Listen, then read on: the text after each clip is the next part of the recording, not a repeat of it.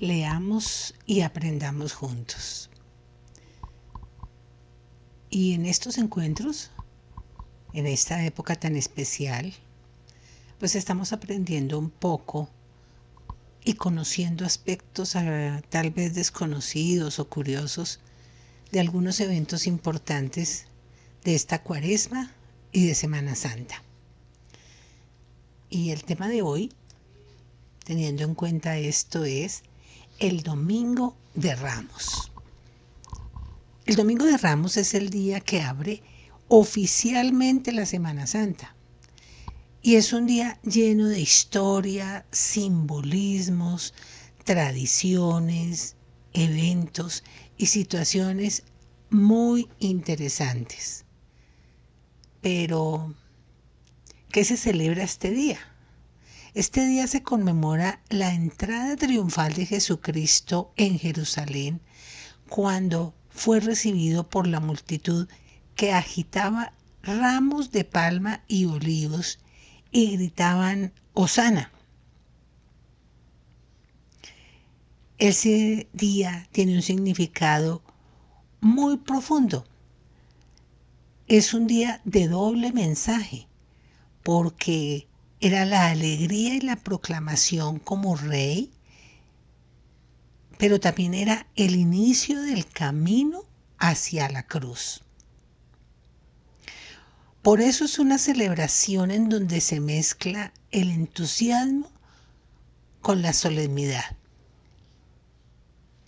Porque ese Domingo de Ramos, Jesús no entró solo en Jerusalén. Según los evangelios, entró acompañados por varias personas, por sus discípulos.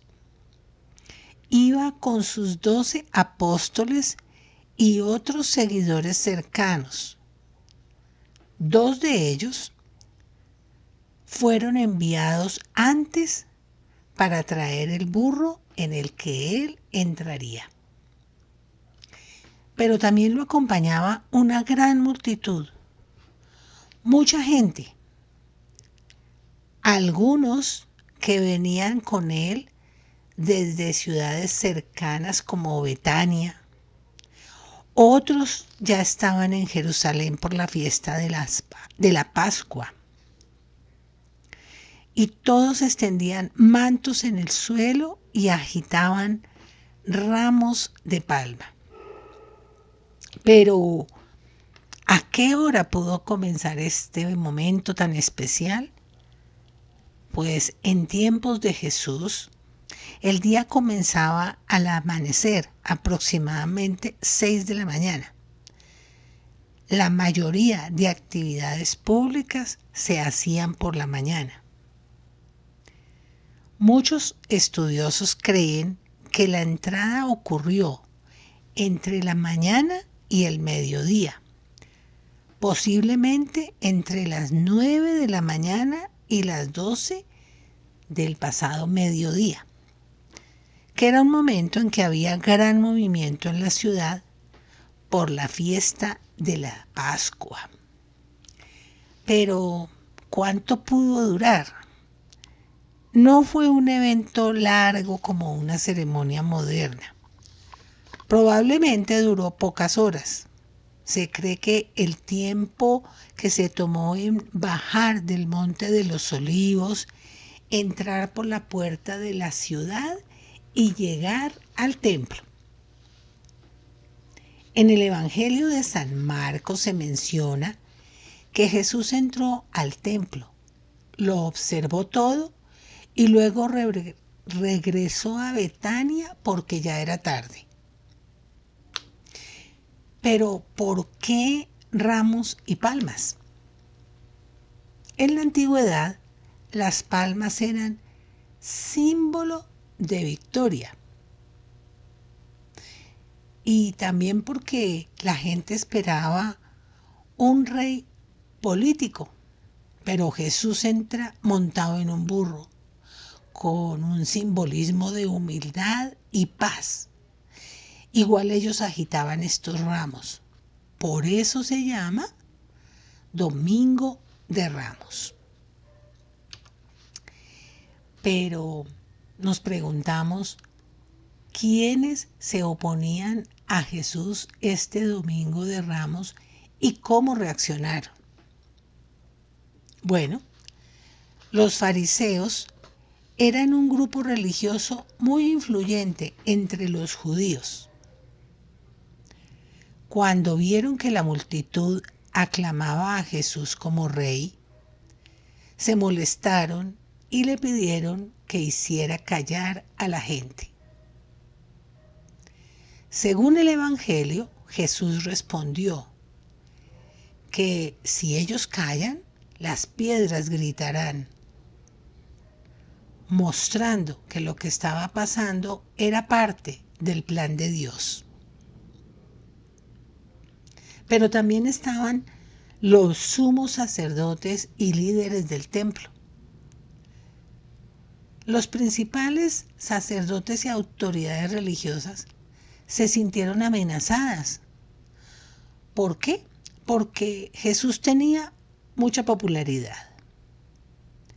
Temían perder poder e influencia. Pensaban que podía provocar problemas con Roma. Y por lo tanto, desde ese momento comenzaron a planear con más decisión cómo arrestarlo. Pero también estaban las autoridades romanas, que aunque no actuaron ese mismo día, el gobierno romano vigilaba cualquier movimiento que pareciera rebelión. Que alguien fuera proclamado rey podía interpretarse como un desafío al imperio.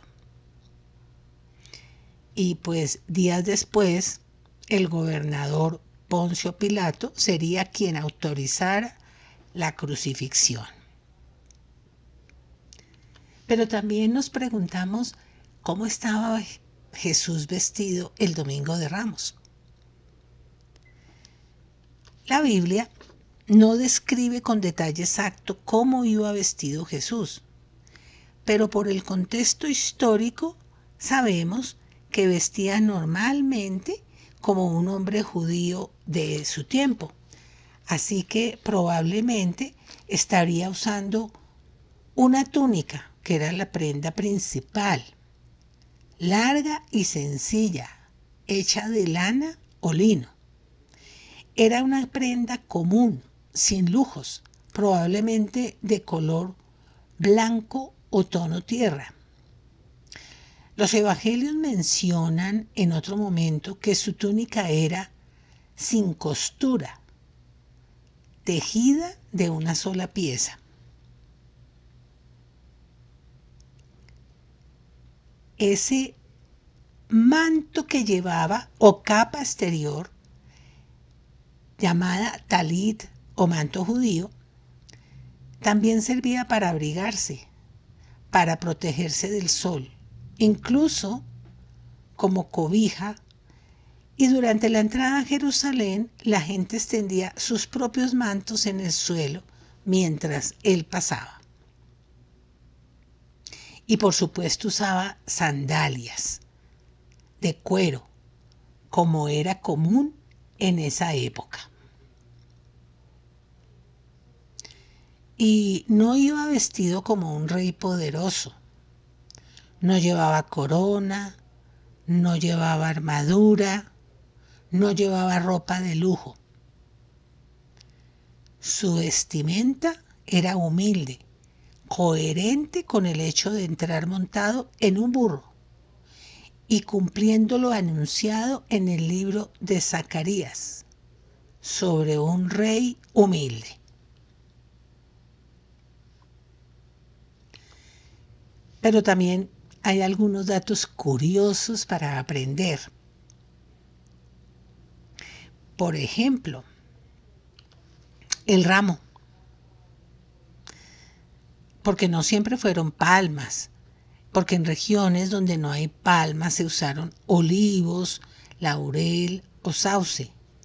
Y la iglesia se ha adaptado y ha permitido que el símbolo se lleve según la vegetación local. pero queremos también saber qué se hace con este ramo después. Se quema al año siguiente para obtener la ceniza del miércoles de ceniza. Y también pues hay muchas supersticiones con el ramo bendito, entre otros porque protege contra tormentas. Entonces el ramo se conserva en la casa todo el tiempo para esta protección. Se cree que evita malos espíritus. Y también se cree que si se coloca detrás de la puerta, traerá bendiciones al hogar. Incluso en algunos países como México y España, colocan pequeños trazos de este ramo en los campos para proteger las cosechas. Así que el ramo tiene un simbolismo muy particular. Pero también hay otro personaje aquí, es el burro. En cumplimiento de una profecía del Antiguo Testamento, especialmente la del libro de Zacarías, en Zacarías 9:9, que decía: mira a tu rey que viene a ti, justo y victorioso, humilde y montado en un asno. Y al hacerlo Jesús se presentaba como el Mesías prometido. Se habla de que Jesús conecta esa profecía del Antiguo Testamento montando un asno y entrando así a Jerusalén, pues el burro era símbolo de paz y humildad, ya que Jesús no entró como un líder militar, sino como un rey de paz, ya que su reino no era político ni basado en violencia, sino espiritual. Pero ¿alguna vez nos hemos preguntado cuál fue el destino de ese burro?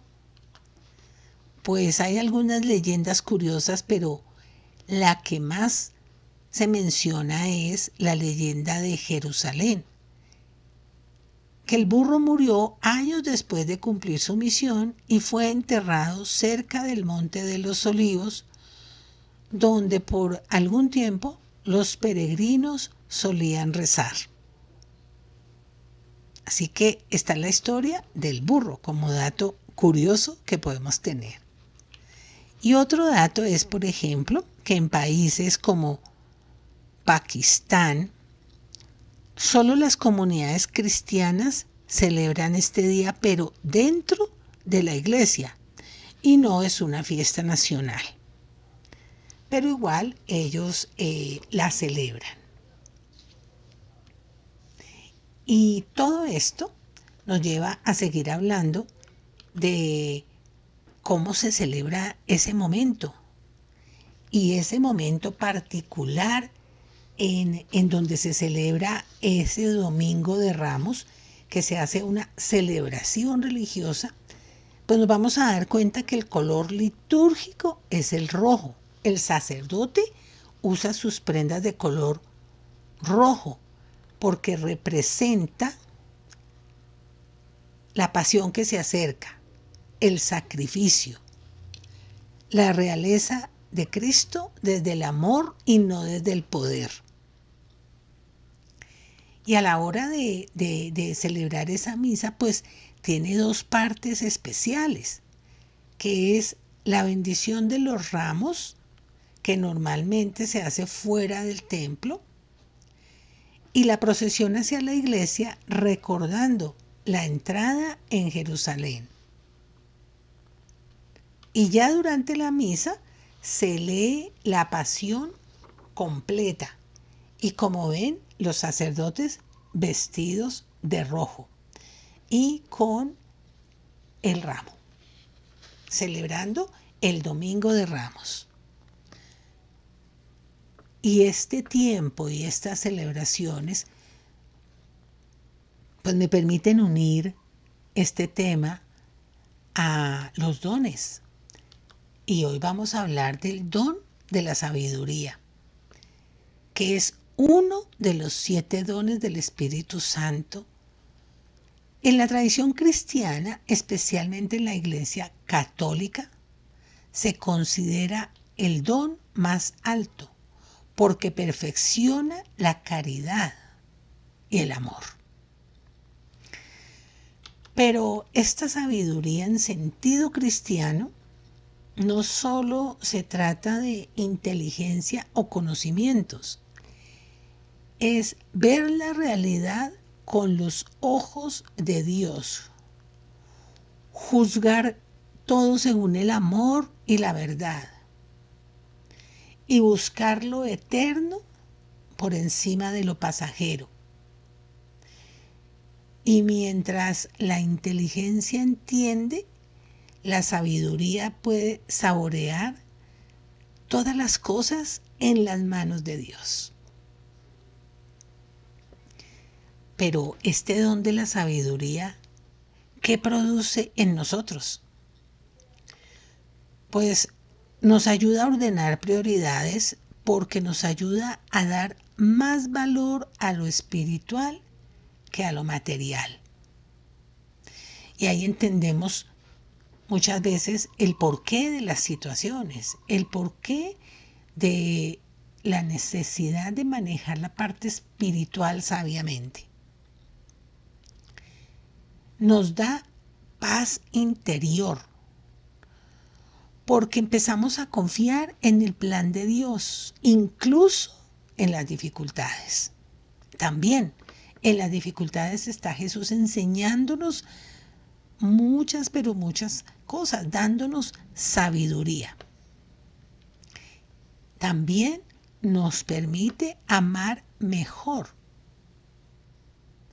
La sabiduría está unida al amor, porque quien ama profundamente comprende mejor.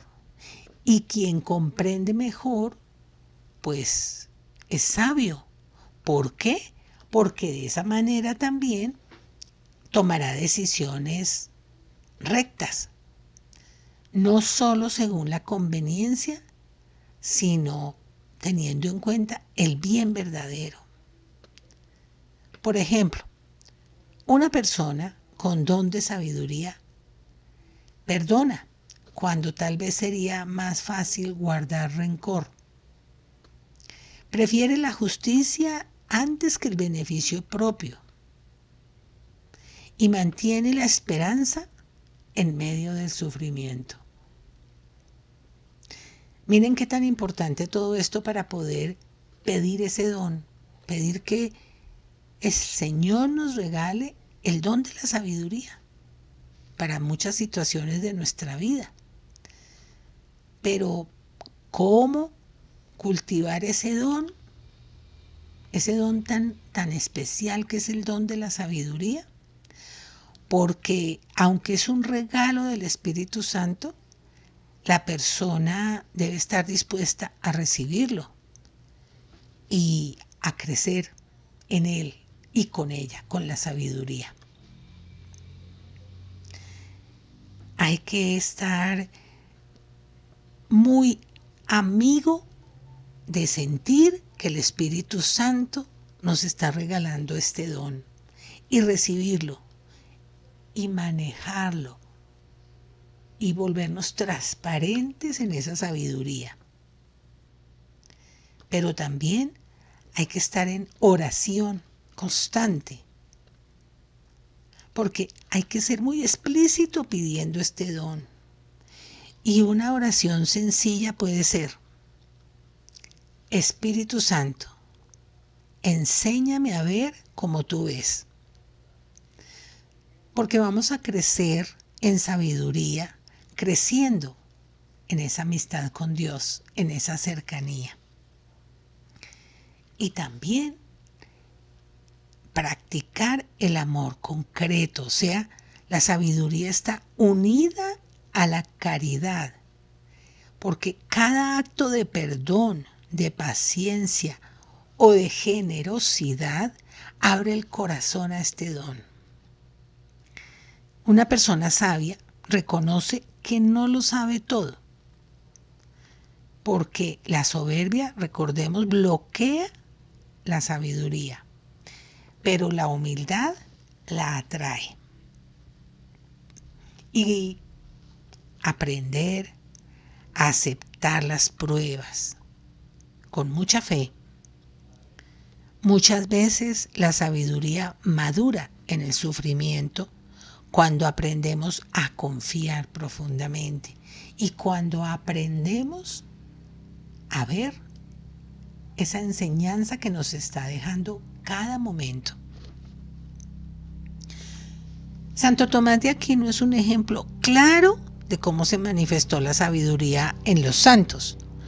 Fue un gran teólogo, pero su verdadera sabiduría no era solo intelectual. Él decía que todo su conocimiento era pequeño comparado con lo que Dios le revelaba en la oración. Imagínense esa frase tan hermosa y que nos permite llegar a esa oración sin temor, con la confianza de que ahí está Dios siendo nuestro amigo, enseñándonos y llenándonos de sabiduría. Y Sor Teresa de Calcuta nos mostró esa sabiduría al ver a Cristo en los más pobres, eligiendo el amor por encima de la comunidad y por encima de todo acto lleno de opulencia. Porque ella, amando a los pobres, se entregó totalmente. Y su historia de vida nos tiene que permitir ver ese ejemplo de sabiduría.